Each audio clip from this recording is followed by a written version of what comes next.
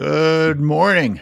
It is the Shark Week show live. I am Skyler Thomas coming to you from California, joined by Walter Bernardis coming to you from South Africa. And Walter has just returned from Prague. I've got a little photo of what happened there. And Walter was being recognized for his lifetime of work. And here is that image. Tell us about that experience real quick, Walter. Well, throw me in with sharks, Throw me in with sharks, throw me in with crocs, do what you want with the ocean, but don't put me in front of a crowd. It's the most stressful thing that I can do. So I hope I came across okay. I'm too scared to look at most of the footage. So in case I see, pick up all the mistakes I made, and I'd rather not even watch it. But I know they did throw some curveballs at me, especially the first show. We went through a bit of a learning curve.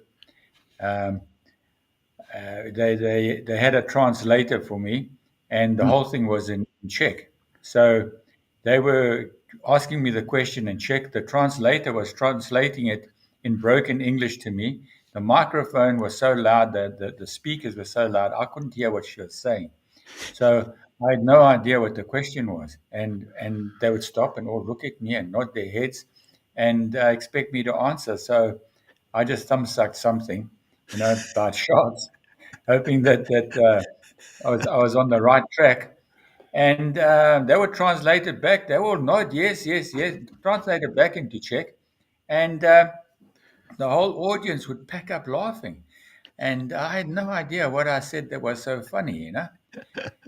Turns out they were just pulling my leg a bit, and they were telling the audience that I'm in Czech looking for a second wife, and if there's any available, please make yourself available. Yeah, she's so Wait a you minute. can imagine. Is that part a joke or that really did that? They really, really did that, and as a joke, they didn't know like already how nervous I am. That I thought, well, let's make they're very like funny people, pull your leg, pranks kind of thing. This is one of their pranks, Okay, so Then this the other guy says to me, you remember Rosie, the tiger sharks? Oh, yeah, yeah, I remember Rosie. Well, tell the audience what happened to Rosie. I wrote about it in my book.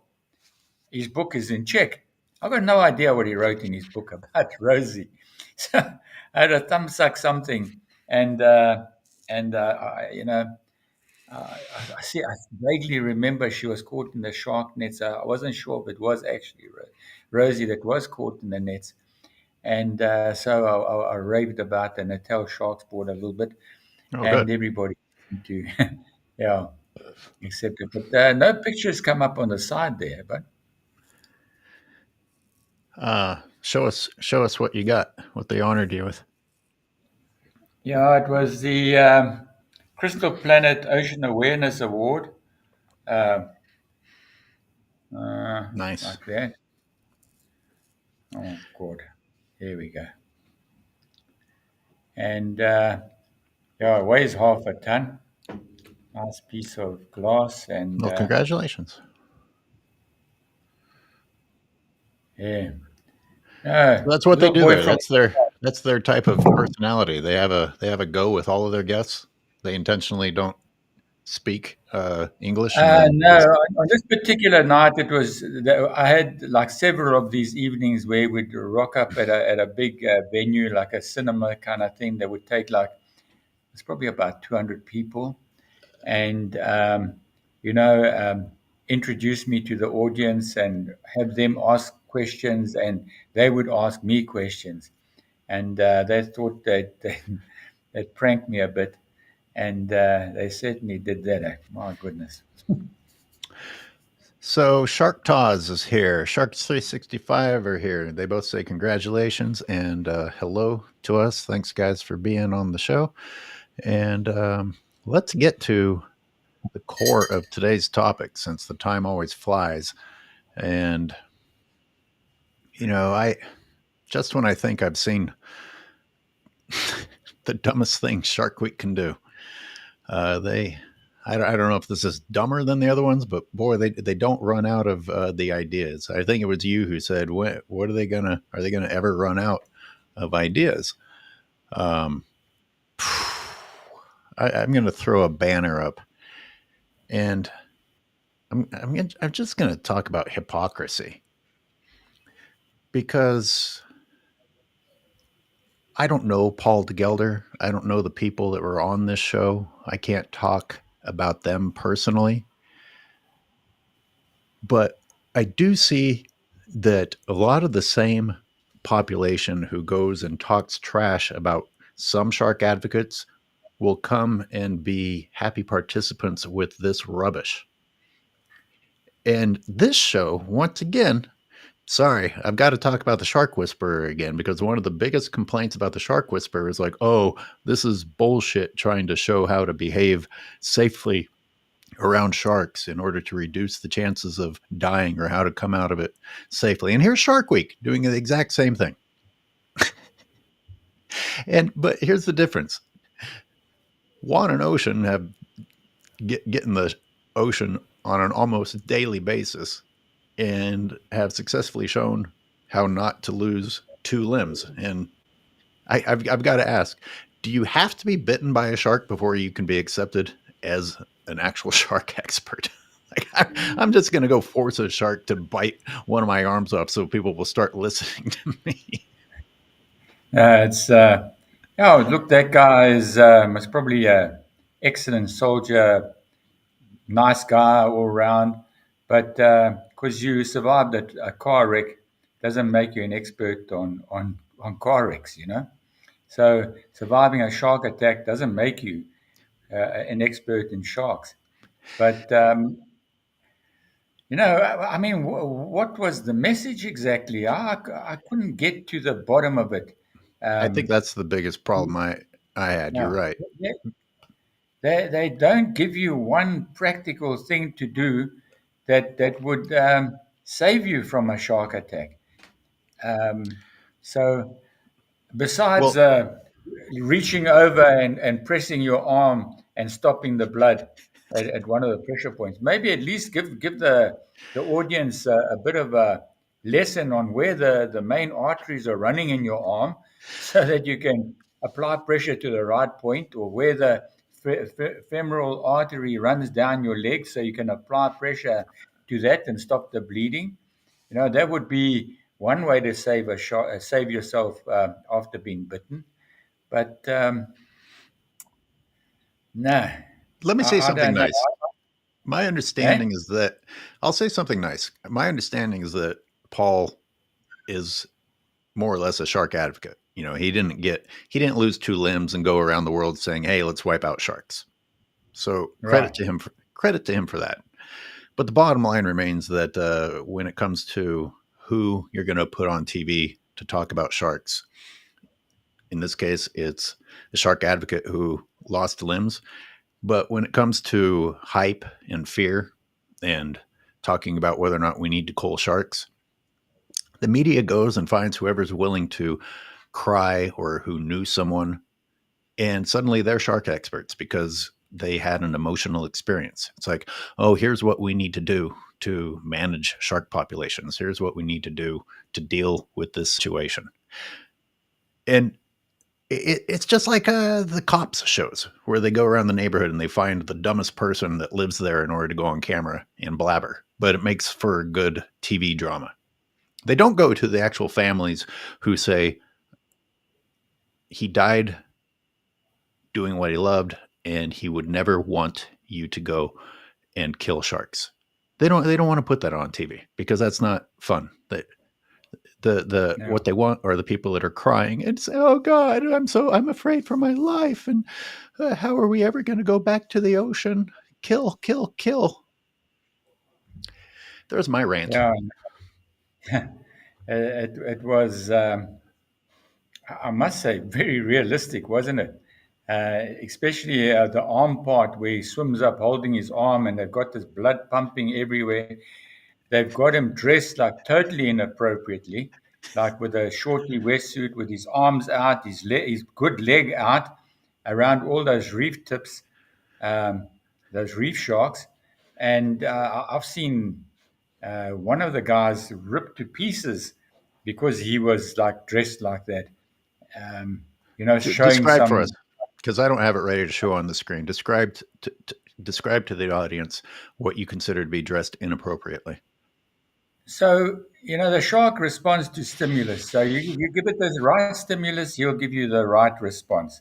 And the shark's brain is so small that it actually has got like a three-pole switch. It's cruise mode, looking for food, and then it's attack or flight, fight or flight. And to switch it from cruise to fight is a mere flash of something, a flash of your hand, just like that. Hmm. And a flash of your fin. It's usually the extremities that do the flashing. And I mean, you just don't go in the water with your arms bare like that, white flesh showing. It's just like a calling card for those sharks. I know he had quite a few people around him, but there was no ways you'd get me in the water like that. Well, I suppose he had to have his other arm bare, kind of thing, and that's why they dressed him like that, so that they have the one arm out so the shark could take it. But taking a bit of a chance, yeah. I'll pull up some Go- clips so that people can see what we're talking about. But you mentioned how he's in the water with these reef sharks. Yeah. And I wanted to ask you, because you dive with both bull and tiger sharks, does the species matter? If you're going to go on television and talk to people about how to properly engage or disengage with a shark species, can you just go and use whatever shark's available in order to accurately convey that information? Well, if that's the only sharks you got, that's the only sharks you got. You know what I mean? So, but those reef sharks are totally harmless to humans. I don't think they're responsible for any shark attacks except the one TV presenter from Holland that happened to go and visit Christina Zanato. And I don't know what he had on his wetsuit arm sleeve or whatever, but they absolutely ripped him to pieces. So a shark's a shark. Look, even the black tip over here, those oceanic black tips that we got, they will bite the shit out of you, if they're Yeah, the given ones the that you were right. trying to get to bite me. Failed miserably. But listen, it's a great point because those oceanic black tips that you're talking about were tearing chunks of flesh off of a whale carcass. That's not easy to do. You got to have a serious No, set of jaws to do that. no, they equipped with the right. They've got the right equipment to do exactly what evolution intended it to do. So they've got teeth, nice triangular sharp teeth that'll rip the flesh off your body, no problem at all. At They that just well, don't see us as food. make sure we come back to that because that's beyond important, amazingly important.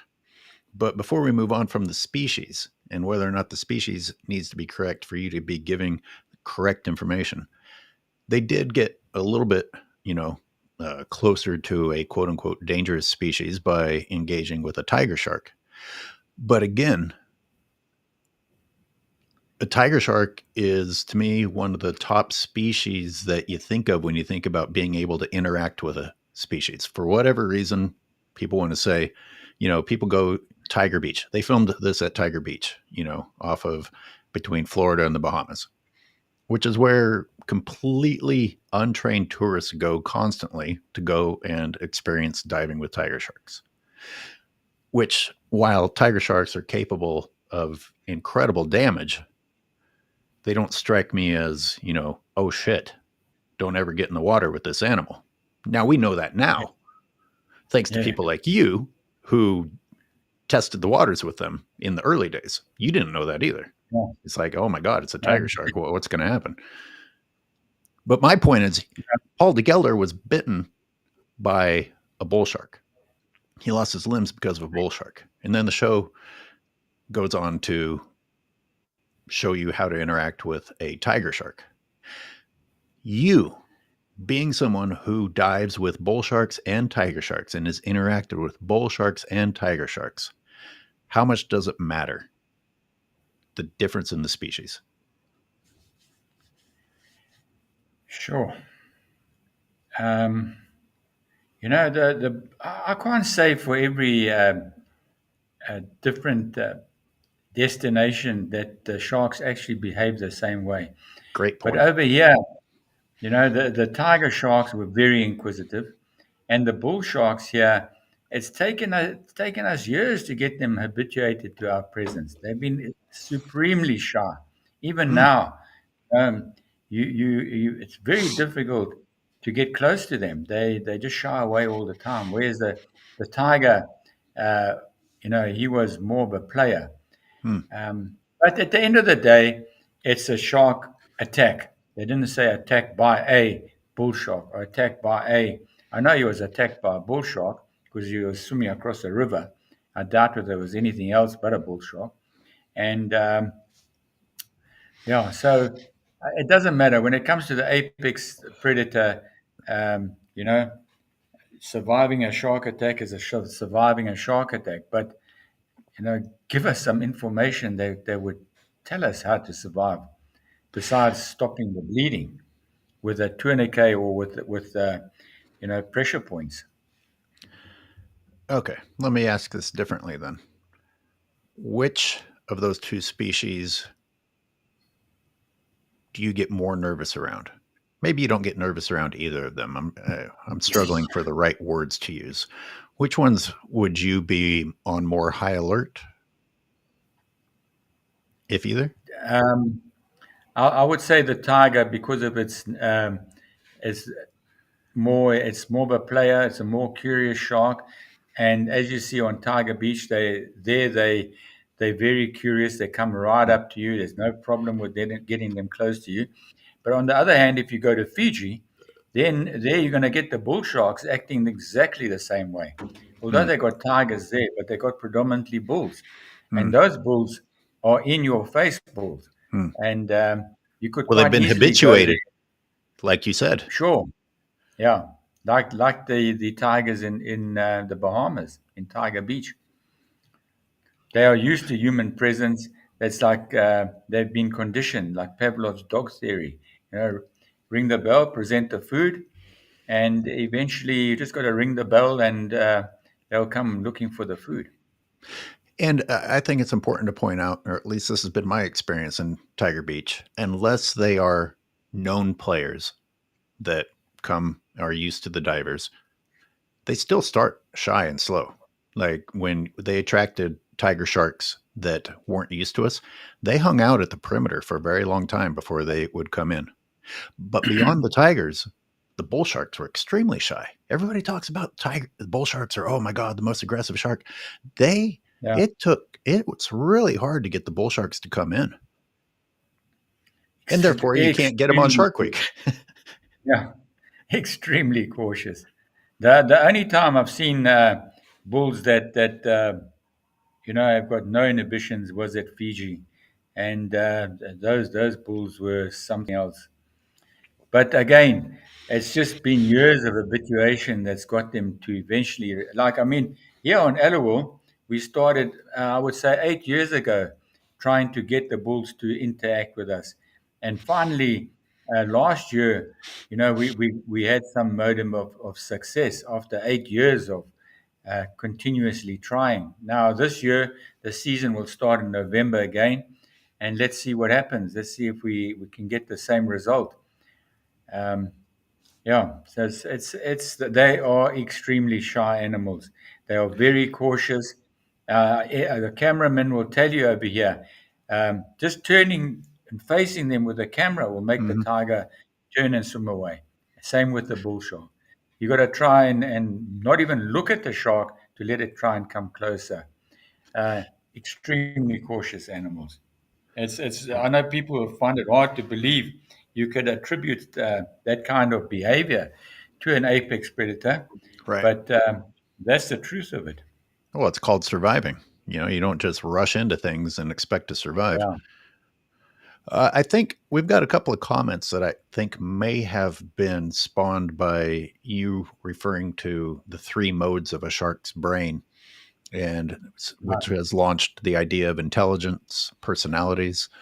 Um, Sharktaw says, despite a shark's brain size, they have tightly packed neurons, making them way smarter than most people know. And Sharks 365 says, brain size doesn't determine intelligence. Um, I No, they're mean, very good at were that. you insinuating that sharks aren't intelligent?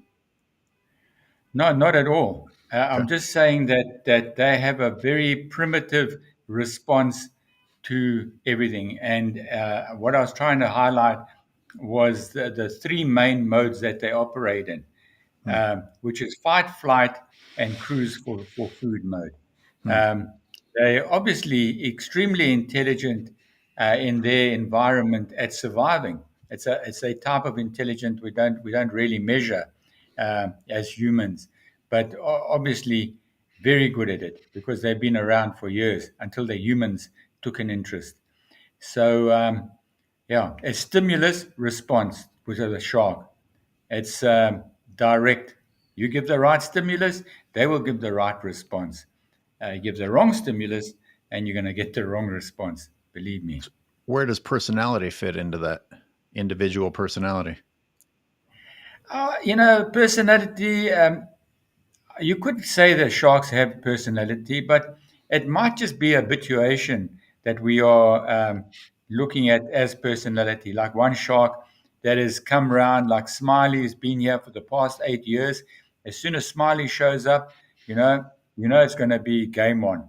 And you could say, well, she's got a very nice personality and like a real player, but it could be just the habituation, the being used to the whole setup that makes her want us to give her a human trait like a personality. So it's a Hmm. difficult one to answer. Yep. And you know, who knows? People have different feelings about personalities, and then people want to lump a characteristic to a species, which you can't even do because within the species, there's different behaviors amongst them. And that's what really made it interesting to me to go to Tiger Beach and demonstrate on tiger sharks when he was bitten in a river by a bull shark. Or I don't know the river part, but you said the river part. It, Um, it was like, yeah, they were swimming across some, maybe it's an estuary even, but it wasn't an ocean, that's for sure. They were practicing some military maneuver where they had to do some stealth swimming across the river or something like that, and that's where he was bitten. Yeah. Shark Taz, I know you weren't insinuating anything. I just used it as an opportunity for a clarification because some people viewing might make assumptions that Walter was claiming that sharks are unintelligent or overly simplistic. Uh, Speaking of overly simplistic and other dumb things that were on that show, Walter, rank the stupidity of using synthetic blood on these shows. I mean, that's just for visual effect, right? So, I mean, using synthetic blood. Uh, First of all, human blood doesn't Thank you. doesn't have Thank you. any effect on the shark's behavior. Using synthetic blood is just purely for visual and making it really gory. And look, they did it bloody well, didn't they? It really looked realistic. Um, well, from a distance, when you saw the floppy arm, well, okay, you made out it's not a human arm. But when they got him on the boat and he was holding his arm, and for a moment you thought, oh, jeez, that shark took the prosthetic and bit him a bit, and that's why he's bleeding so profusely. So, yeah, no, they did it. They did it very well. I know Well, the cameraman. the narrator literally said, "Paul is fighting for his life." Yeah, Really? Because the shark took his prosthetic arm? yeah. Exactly like they wanted to happen? He's fighting for his life. Yeah, this is That why I was the get whole pissed thing. off with you people who celebrate the message of Shark Week and then condemn others at the same time. I mean, come on. Where do you stand? Pick and Yeah. stand on it.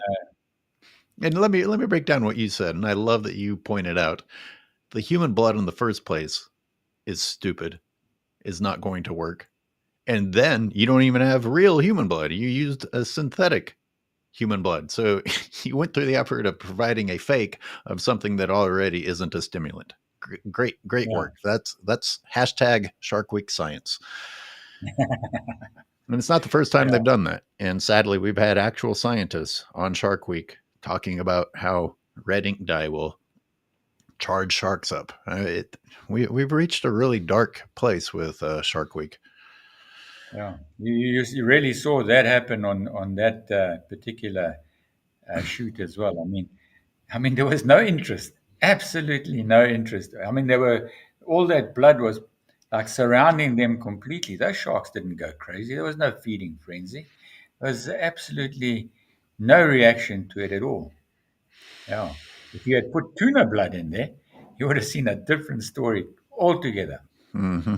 It's also Mm-hmm. nice and red. Try the tuna blood and see what happens. Mm. Uh, so we talked. You mentioned the modes of the shark: cruising, hunting, Yeah. Cruising, or flight. looking for food, and then it's fight or flight, eat or run. And this makes me think about when a shark switches into a mode that maybe isn't great for humans. Can you tell us? Because you have a lot of time in the water with sharks, and you've been in the water when the water has been stimulated with scent.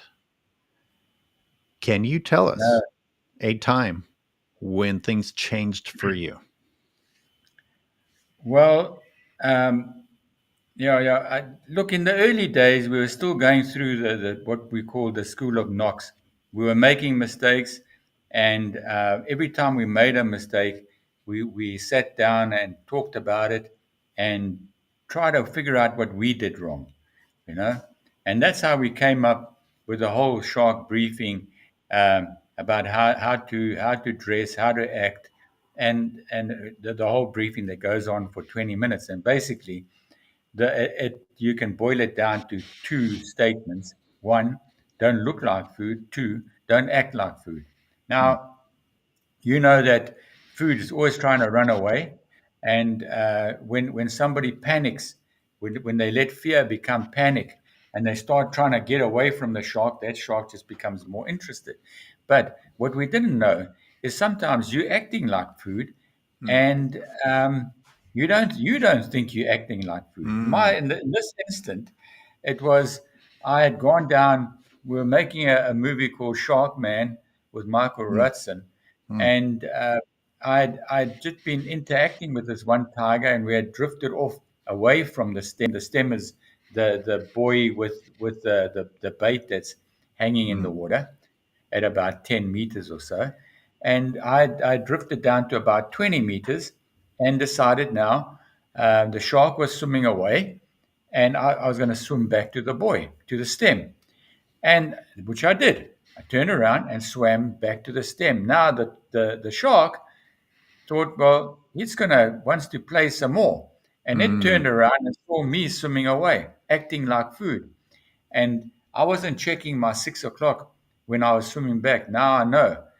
If you're ever swimming from A to B in shark water, you always check behind you mm, continuously, you know, and it's very easy to check behind. As you're swimming horizontally, you just dip your head, look straight back, nothing there, look up, carry on swimming. But I didn't. And what mm, happened was the shark swam up behind me. The cameraman didn't film it because he was like screaming at me, trying to get my attention. And I wasn't, I'm so bloody deaf as it is. I didn't hear a thing. And luckily for me, the first bite was on the fin. And as it bit the fin, I thought it was a diver cording. So it bit and then bit again. And that getting the fin in its mouth, I think it thought that it had most whatever it was that it was attacking, and I could feel the teeth coming through my Wow. wetsuit like pinpricks, and I ripped my foot out, and that was 28 staples later. Really? Um, yeah, so I was very lucky. Now I know that a tiger shark, it's like a bull terrier. You know, when they lock their jaws in that fighting frenzy they go into, you can hit it with a stick, you can spray it with water, you can do what you like to that dog. It will not let go. And the tiger shark's exactly the same.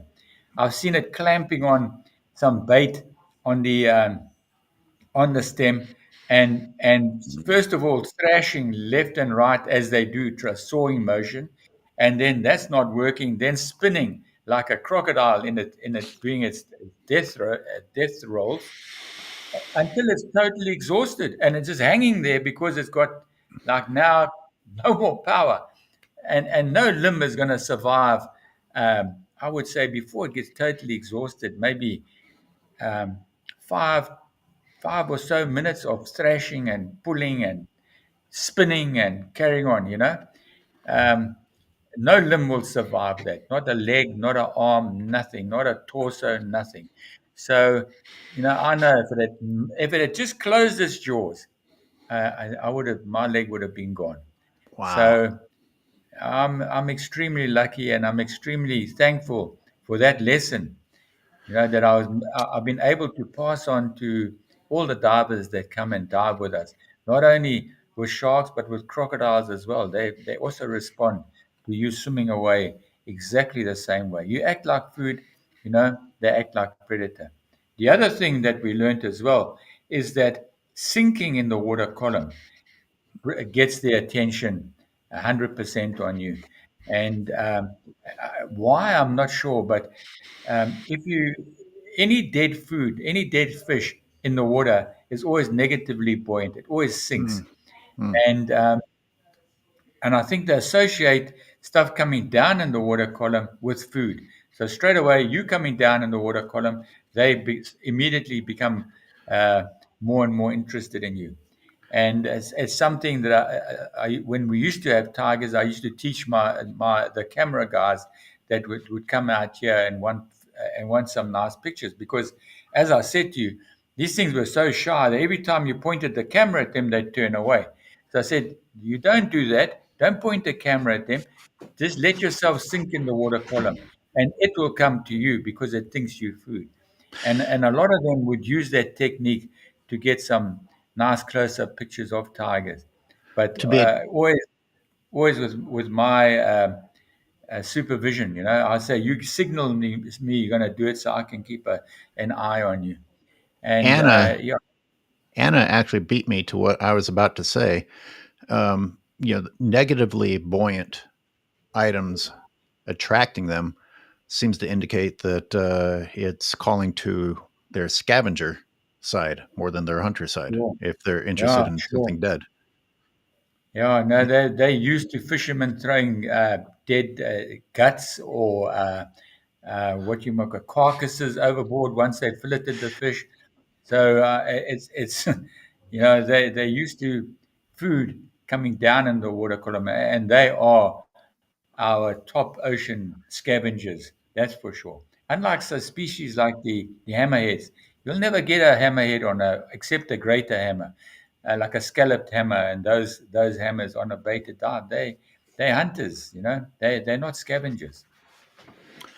You mentioned the discarding of guts and body parts by fishermen, which made me remember another topic I want to bring up today. Is fishing an innocent activity? But before I do that, you said you were fortunate not to lose a limb. You were fortunate not to lose your leg. But are you sure you're fortunate? Because you could be a star by now. You'd be huge. You could actually tell. You could actually be an expert on No, how to be safe if you had lost a limb. the Shark Week wasn't the circus it is now, so they wouldn't have been interested in me at all. I don't think. Okay, so let me put Back this. then, Shark Week, Shark Week was still they try to make it like some kind of documentary, not Hmm, this mockumentary or uh, drama, docudrama, whatever you want to. I like a mockumentary or a docudrama. Shark Week. Yeah, extremely weak.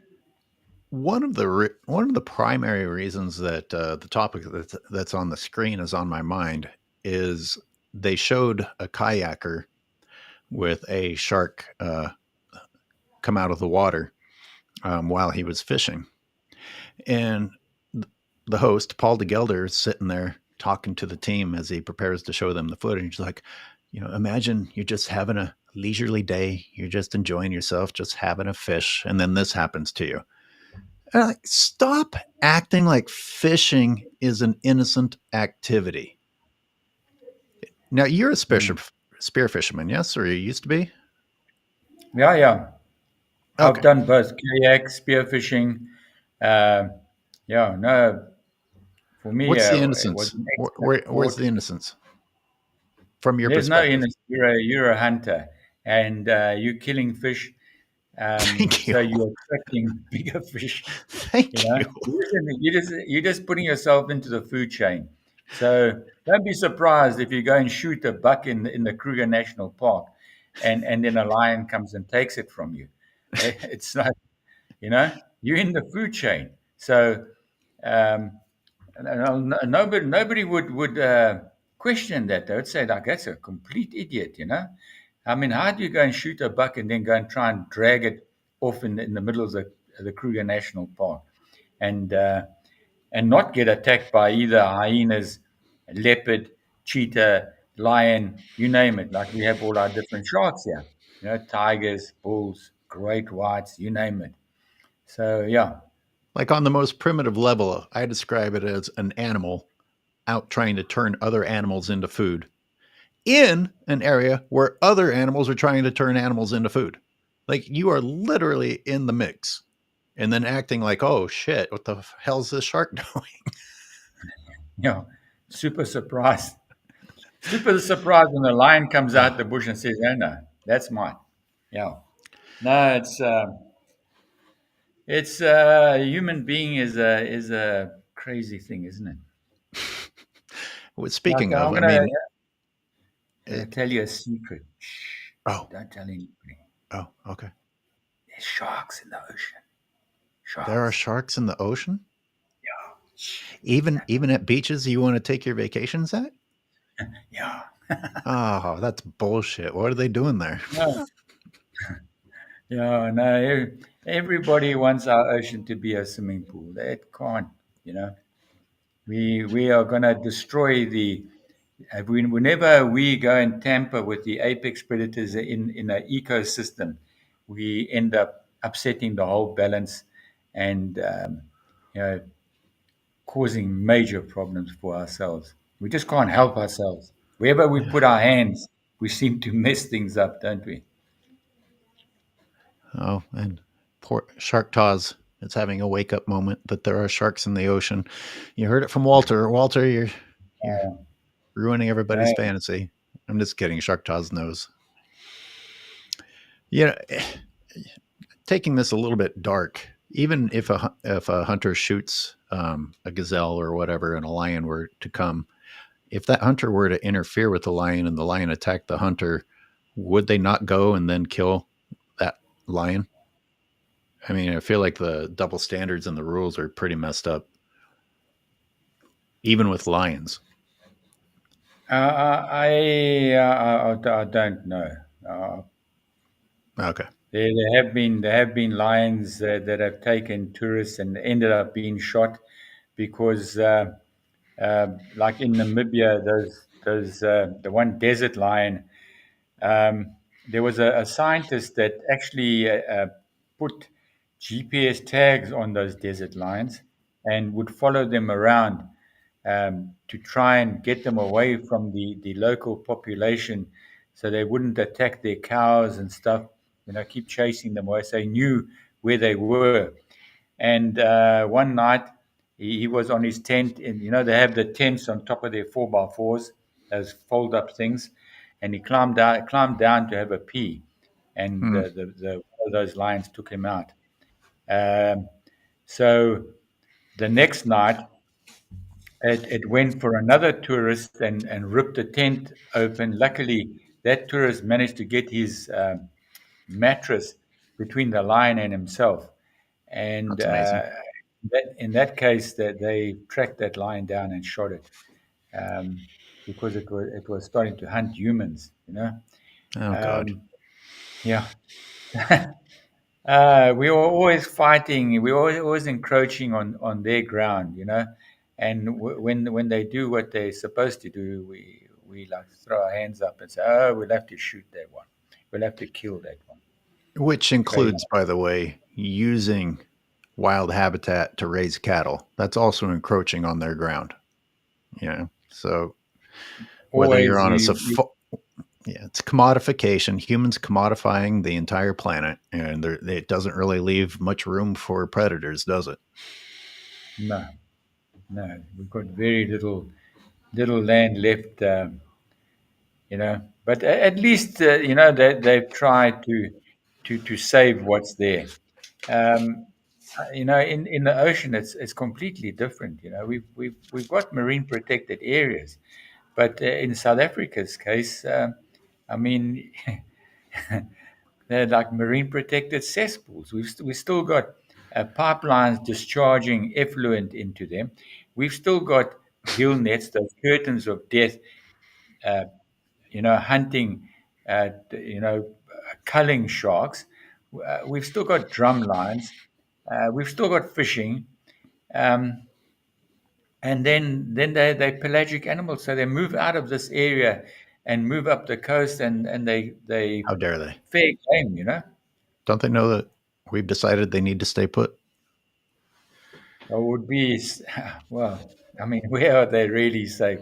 They're not safe anyway. They're not safe in the marine protected areas because of the gill nets, the curtains of death, the drum lines. Um, they're not safe when they move out because of the long lining and that kind of thing that's going on. So at least in a game reserve, they are pretty much protected. There is still quite a bit of poaching going on, especially on the rhino, uh, which has been highlighted quite a bit lately. Um, but uh, there's active measures being put in place to try and save those animals. What active measures are put in place to save our sharks? I showed you that video of that mother and calf caught in the shark nets in Australia. Hmm. And I mean, that really brings out emotions, mother, calf, um, and everybody throws their hands up. How cruel! But that is happening to our sharks on a daily basis. Mm-hmm. That pregnant female with her babies is getting caught and drowning in those very same nets, and nobody has any empathy for that.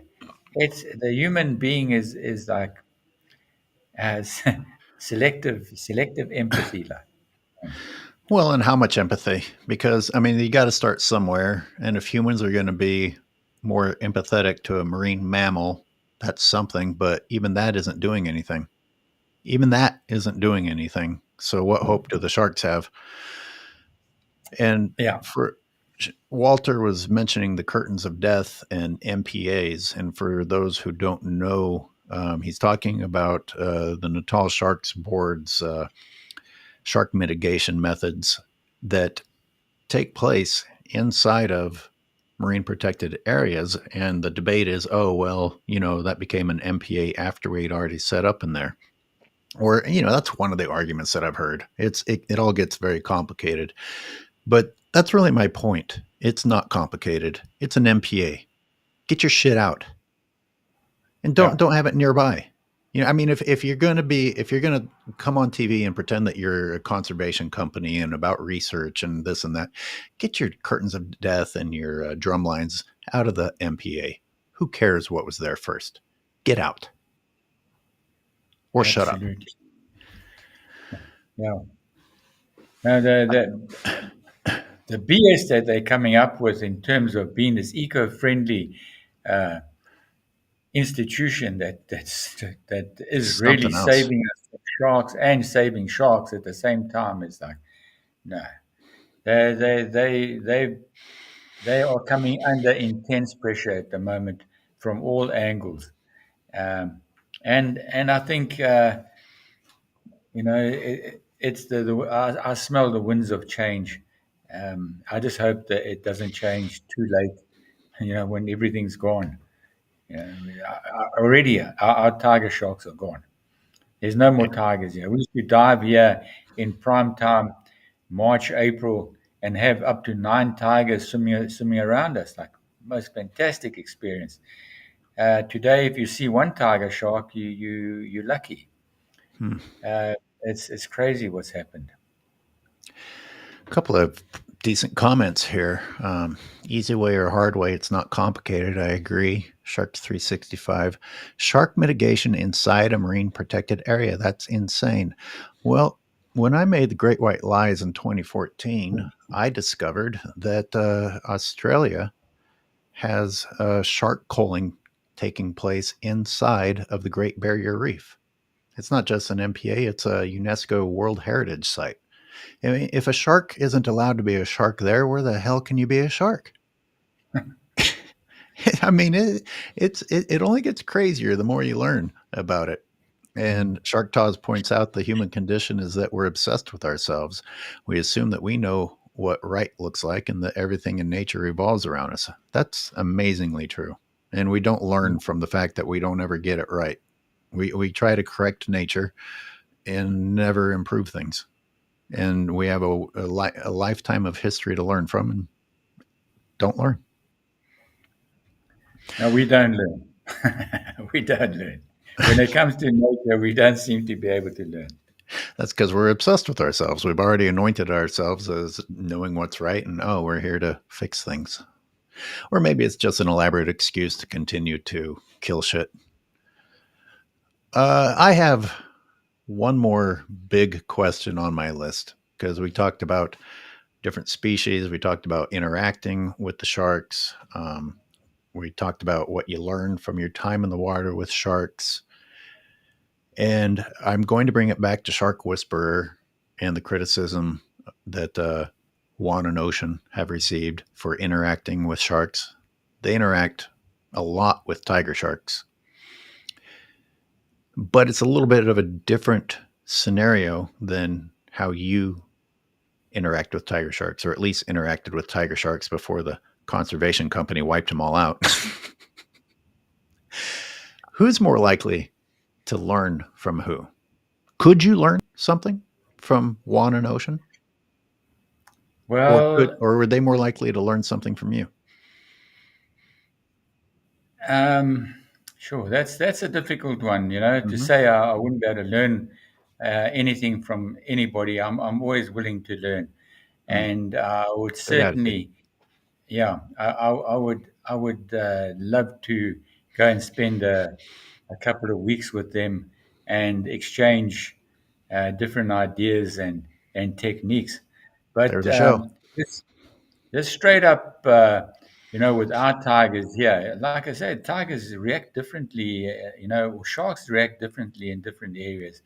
And when I was making that movie Shark Man with Michael Rudson, he was trying to work out how to put a big shark into tonic immobility, and we were trying to use because he noticed as a kid that when the great white came and rubbed its nose up against the cage, it sort of went into this like ooh, into this like hypnotic state where it was almost like in complete ecstasy. It looked like, and he was going to try and replicate that with a Mm, great white.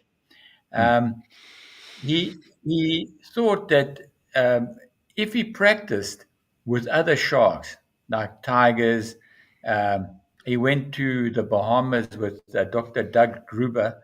Gruber, I'm not pronouncing his name right, but he was the guy that discovered tonic immobility. To learn more from him, and then he came and with us.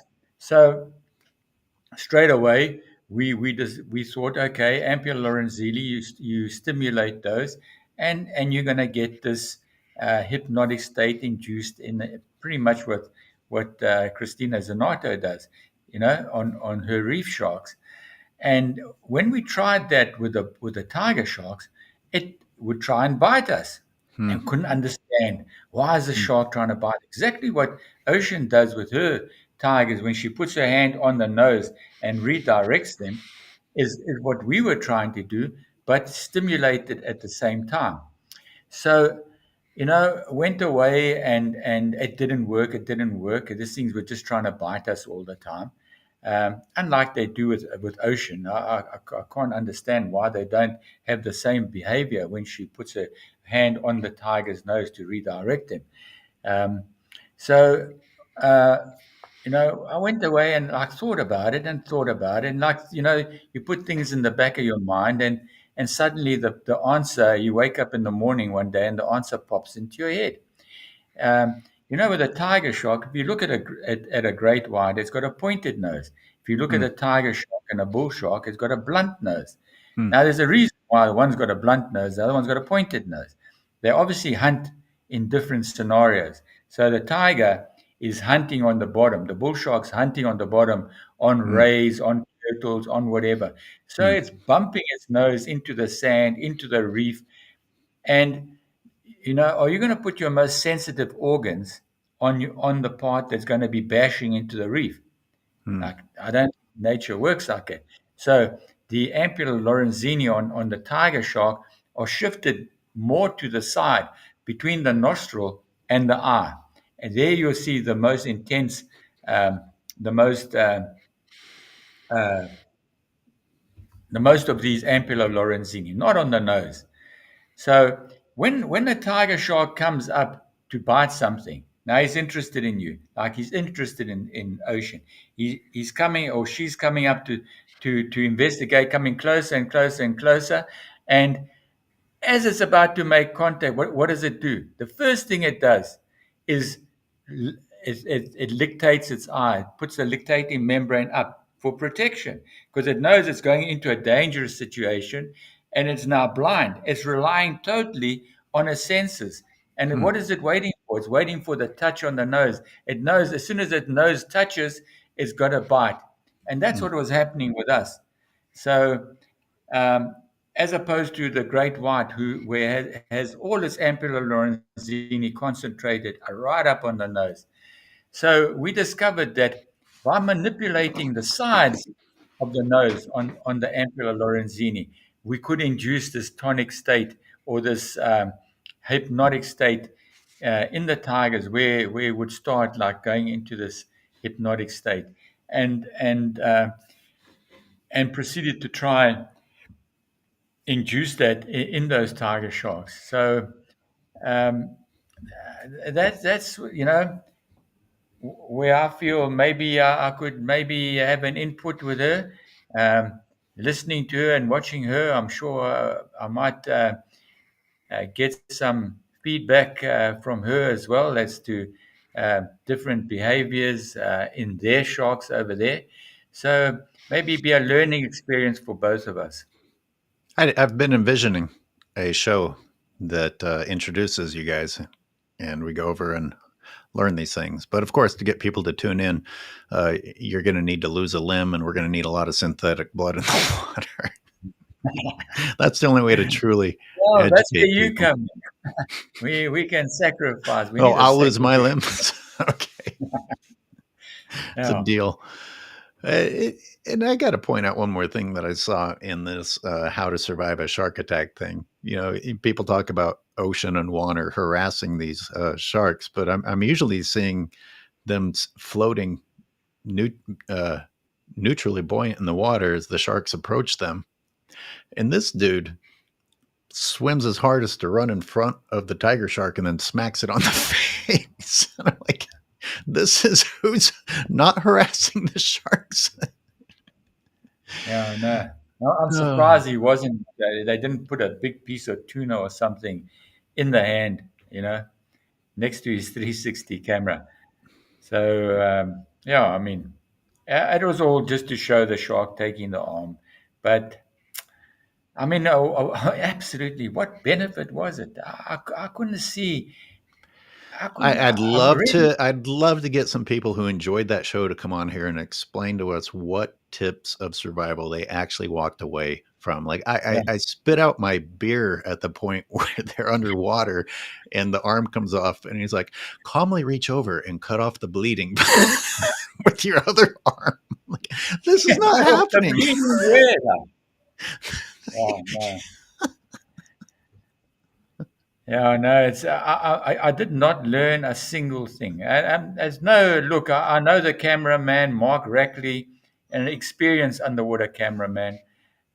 He's worked with Manny Puig, got a wealth of experience, and I can just imagine him, you know, just biting his tongue all the time there. The military guy, Paul, I'm sure is a fantastic person, and I admire him for coming back and doing what he did.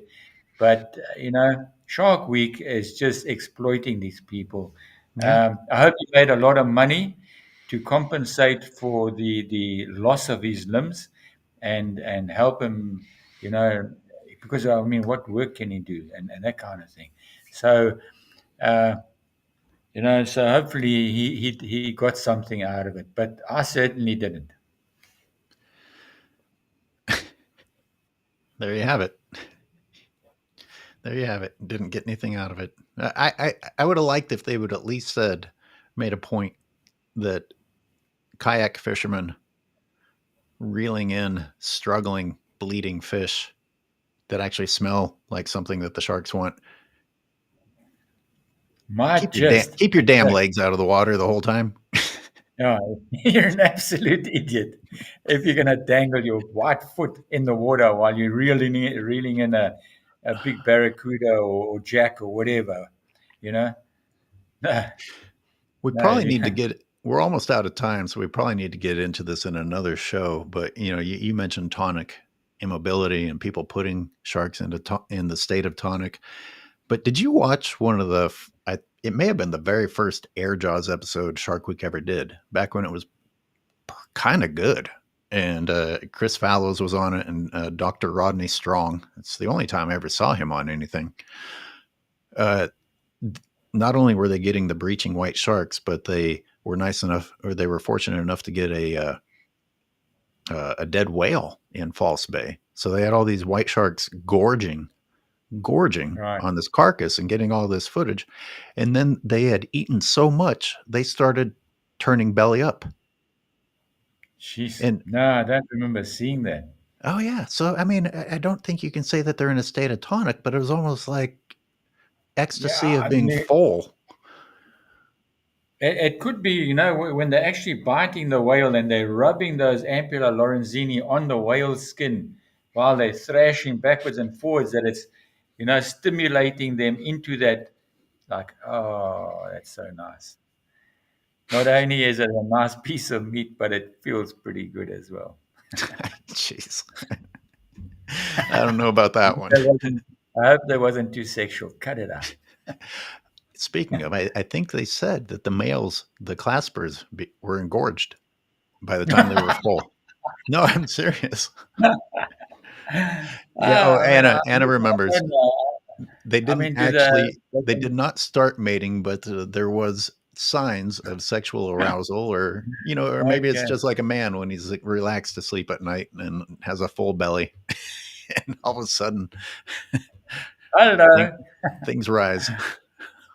No, I wasn't aware that sharks get a hard on. Is that a fact? Yeah, the No, claspers. I think they're permanently in like a more of a solid state. They're not ever flaccid like You don't think we they change we at all? eh? They don't change at all I during don't think so. arousal. I don't think they get erections like humans. Well, I didn't say like humans, but I just said they might change a little bit. But what? Okay, Yeah, well, there we I go. think Next show, good. we are going to dig into the erections of great one. Lovely stuff. Okay. Geez. Well, let's end on that note. Yeah, well. I'm sorry you didn't learn anything from this educational Shark Week show. Um, No, but congratulations on your award and welcome back to South Africa. And thank you for being here with us, sharing your knowledge and your experience with sharks. And we'll see you here again next Thursday. Yes? cool. Thanks everybody for listening in. And thanks for And everybody thank who you. watched and who chimed in the chat. We'll see you next week.